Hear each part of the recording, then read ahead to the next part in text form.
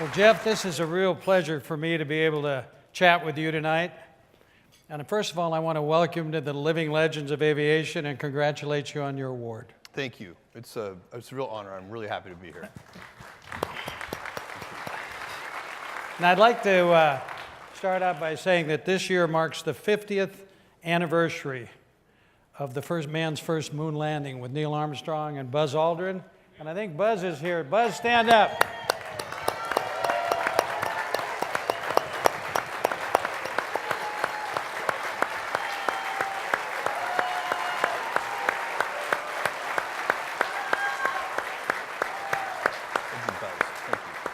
You know, in fact, on the 20th of July, 2019, the Apollo 11 capsule is going to be at the Museum of Flight in Seattle, Washington.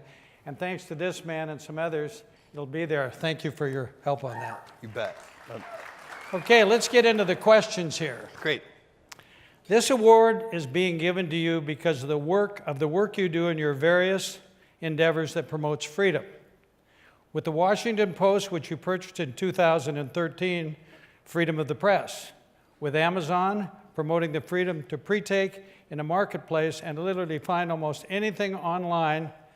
With AWS, enabling customers like the U.S. government to protect our freedom as a nation. And with the Day One Foundation that is focusing on the early education of young minds so that they may prosper and have freedom of expression. Now, in 2000, you started a space company called Blue Origin, which is what we will mostly talk about tonight, because here we have a group of aviation and aerospace geeks and pilots before us, and a primary reason you're being inducted. So let's go with this first question here. So we wanted to know, how does the Blue Origin promote freedom? Well, I think that freedom is only possible if we can continue to expand as a civilization. We live on a finite planet. This is a gem of a planet, by the way. We've sent robotic probes to every planet in this solar system. This is the good one. We should take care of it. And it is finite. And as we continue to grow our population and grow our energy usage per capita, all these things we want to do, we will run out of resources here, eventually. It's not that far in the future. If you take baseline energy usage on Earth today, globally, and compound it at just a few percent a year, for just a few hundred years, you have to cover the entire surface of the Earth in solar cells, which is not going to happen. So what are the possibilities? When something isn't going to happen, it doesn't happen. So we can have stasis. We can control population, we can control energy usage per capita, and we can stay here. But if somebody is telling you how many children you can have and how much energy you can use, that doesn't sound like freedom to me. What sounds like freedom to me is moving out into the solar system, where we have, for all practical purposes, unlimited energy, unlimited resources. We could have 1 trillion humans in the solar system. And then we'd have 1,000 Mozarts and 1,000 Einsteins. That's the world I want my grandchildren's grandchildren to live in. This isn't a problem for anybody in this room. We're fine. But we have to set things up for the future generations as well. And if you want them to be free, they do have to be able to leave this planet. They're not going to leave it because one of the kind of myths is we're leaving this planet because it's going to get destroyed. No, we're leaving this planet in part so we can save it. We're going to turn it into, basically, it'll end up getting zoned light industry and residential. And all the heavy industry will be done out in the solar system. So that's the kind of future I hope that Blue Origin is one of the seeds to help create. So if that's your long-term vision, why did Blue start with human spaceflight? We are starting with suborbital tourism as our first mission for a couple of reasons, one of which is the frequency of that mission can be very high, and so we can practice a lot. And one of the really weird things about human beings is we get really good at anything we practice. If you ever have to do have some surgery, you should get a surgeon who does that surgery at least 5 times a week. If they do it less than that, you might not survive that surgery. And today with orbital launches, we just don't do them enough to ever get really great at them. With suborbital tourism, we'll be able to fly very frequently. And a lot of the subsystems we use, the engine that we use on our suborbital vehicle is a atmospheric variant of the same second stage engine that we're using in our New Glenn orbital vehicle. So a lot of the pieces that we're using will actually be in both systems, and we'll get so much practice. And we're also getting practice with vertical landing at a scale which is actually harder. Vertical landing is solving the inverted pendulum problem, and basically that problem gets easier the bigger the vehicle gets. It's just like balancing a broom on the end of your finger, you can do, but try balancing a pencil on the end of your finger. That's very challenging. And so vertical landing, the reason we chose that architecture is it scales so well. And so New Glenn, which is our large orbital vehicle, is using all of the lessons that we've learned as we have built New Shepard, which is our suborbital vehicle. Wow. Blue has made some great progress lately on the human spaceflight front with New Shepard, as well as with many of your other programs. Can you give us an update on recent progress and also how these milestones help you as you move towards the longer-term vision?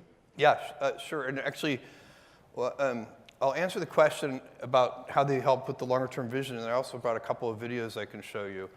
On what we're really trying to do is lower the cost of access to space dramatically, because we want the next generation of entrepreneurs to be able to do in space what I have personally witnessed happen over the last 2 decades on the internet. So when I started Amazon 24 years ago, I didn't have to build any heavy infrastructure. We sat on top of all the heavy infrastructure. There was already a transportation network that could deliver the packages. There was already, at the time it was the long-distance phone network, that could allow computers to connect to the internet. There was already a credit card network, so we could accept payments. All of these things, to deploy them, would have been hundreds of billions of dollars in capital, and we didn't have to put that out into the world because it already existed and we could ride on top of it.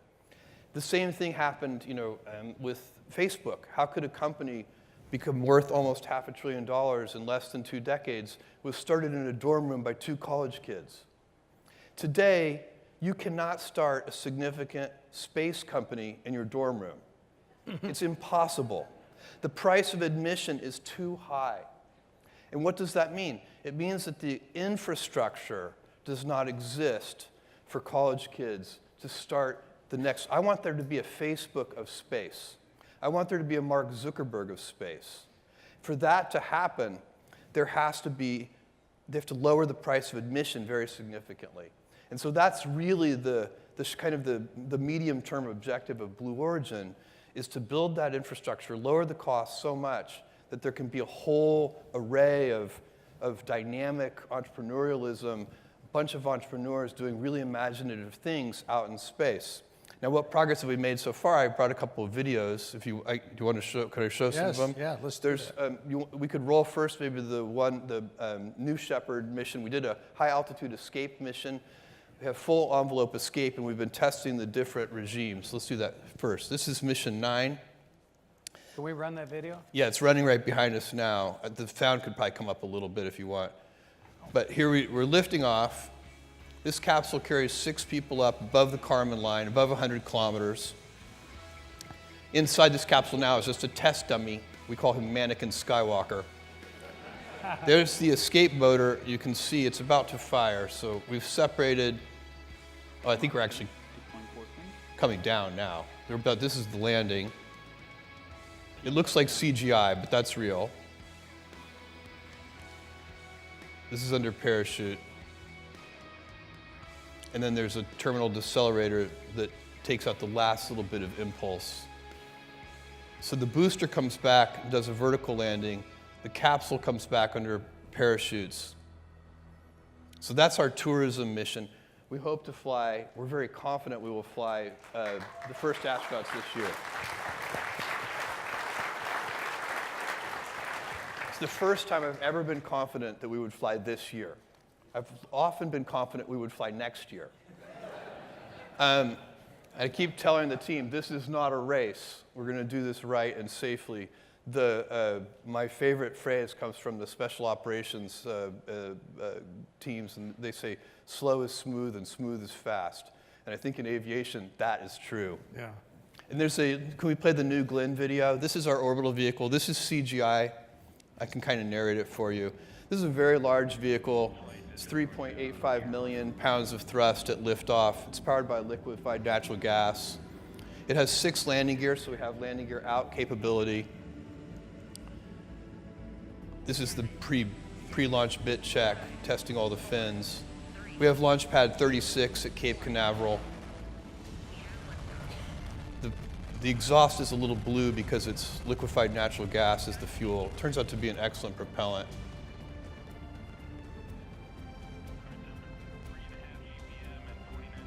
It has those big strakes at the back so that when it re-enters to go land, the first stage is fully reusable, designed for a mission life of more than 25 flights. The upper stage is powered by 2 BE3 vacuum engines. This liquid hydrogen. There goes the fairing. We'll do payload deployment here. And now the booster is going to re-enter. The strakes give the booster more cross range. It's going to go back and land on a landing ship. The ship is underway as the booster lands so that we can use stabilizers on the ship so that we can operate even in heavy sea states.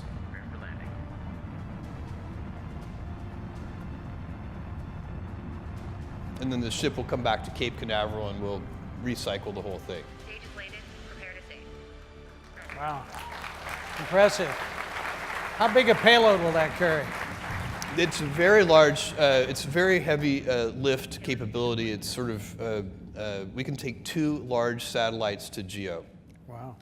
And we have one more video I can show, which is tests of the BE4 engine. This is a 550,000 pound thrust engine.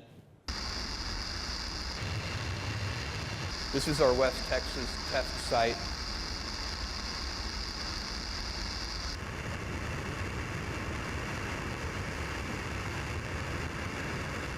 It's ox-rich stage combustion. That's probably enough.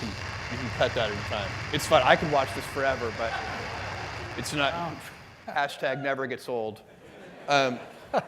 So that's some of our progress. We have about 1,500 people at Blue Origin, and they're an incredible team of passionate people. Everybody in this room understands that. There are easier jobs. If you're doing this work, it's because you love it.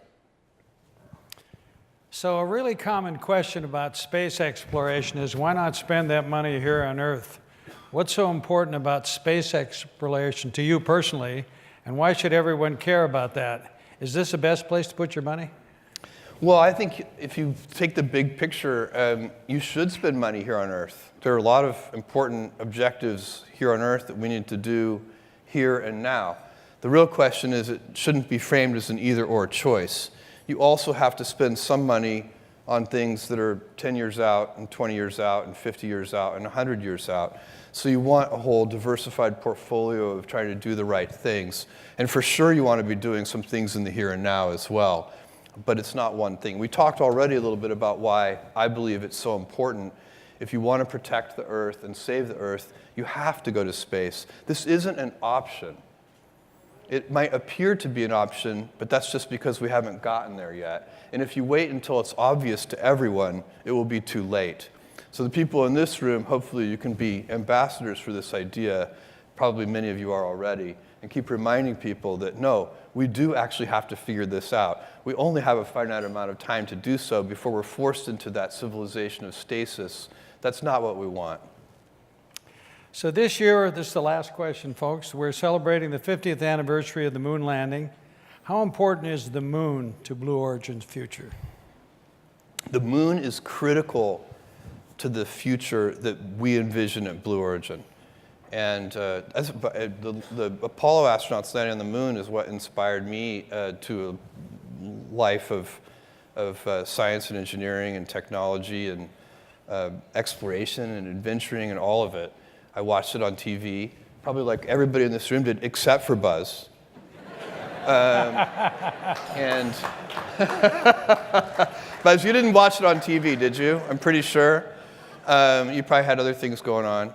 But that was a moment that inspired so many people. Now, what was the question? I forgot.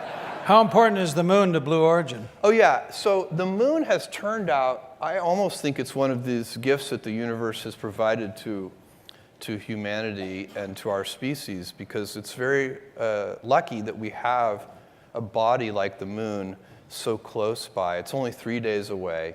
We now know things that we didn't know even 15 and 20 years ago, that there's ice on the moon in the permanently shadowed craters of the poles. There are a lot of resources on the moon. It has a very attractive low-gravity well. It's a very good place to build a settlement. It's time to go back to the moon, this time to stay. We shouldn't do an expedition to the moon. And when we do that, we will find that it's a very useful place to then build all kinds of things that we will use to explore the solar system, and in fact to build Gerard O'Neill style space colonies, which have a lot of advantages relative to living on planetary surfaces. We don't want to skip steps. That's another thing that I feel very powerful. It goes along with slow is smooth and smooth is fast, and with our motto at Blue Origin, which is gradatum ferociter, step by step ferociously. I have long been an opponent to the idea of going first to Mars. I am a proponent of settling the moon first. Going first to Mars would be skipping steps. And by the way, Mars is not enough. We really need, Mars is not, at most would double Earth's population. We really need to figure out how to build O'Neill-style space colonies, giant colonies, picture rivers and lakes and so on. We're going to do that with space resources. We're not going to lift all of that off of Earth. And that's where we will house 1 trillion people. You don't really want to move to Mars. If any of your friends get excited about moving to Mars, tell them to do a little experiment first just to check and be sure they're right, to go live on top of Mount Everest for a year. And because that's a garden paradise compared to Mars. So Mars will be explored, and it will be settled, and humans will live there, and that will be glorious. It's a grand adventure, and it's something we should do. But I would urge people not to do it out of sequence. Well, Jeff, thank you so much for your words of wisdom. Thank you.